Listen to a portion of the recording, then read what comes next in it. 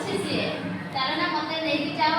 ତାପରେ ଠେକୁଆ କହିଲା ସିଏ ଗୋଟେ ବିପଦପୂର୍ଣ୍ଣ ଗୋଟେ ଗଭୀର କୂଅ ଭିତରେ ଅଛି କହିଲା ଠେକୁଆ ହେଲା। ତାପରେ ସିଂହ କହିଲା ମୁଁ ଡରେନି କାହାରିକୁ, ମତେ ନେଇକି ସେଠିକି ଯାଅ, ତାର ମୋର ଯୁଦ୍ଧ ହବ, କିଏ ବଳୁଆ ଜଣା ପଡିବ କହିଲା। ତାପରେ ଠେକୁଆ ନେଇକି ତାକୁ ସେଇ କୂଅ ପାଖରେ ପହଞ୍ଚିଗଲା। ଯାଇକି ଦେଖିଲା କୂଅ ଭିତରକୁ ଅନେଇଲା। ତାପରେ ଠେକୁଆ କହିଲା ଏ କୂଅ ଭିତରେ ସେଇ ସିଂହ ଲୁଚିକି ରହିଛି। ତାପରେ ସେ କୂଅ ଭିତରକୁ ଯାଇକି କୂଅ ପାଖକୁ ଯାଇକି ସିଂହ ଅନେଇଲା ଯେତେବେଳେ ତାର ପ୍ରତିଛବି ଦେଖାଯାଉଛି।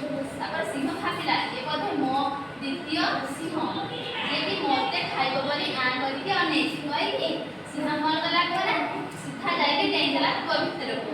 ତାପରେ ସିଂହଟି ମରିଗଲା। ତାପରେ ଠେକୁଆ ମନ ଖୁସିରେ ଯାଇକି ଜଙ୍ଗଲରେ ସବୁ ପଶୁ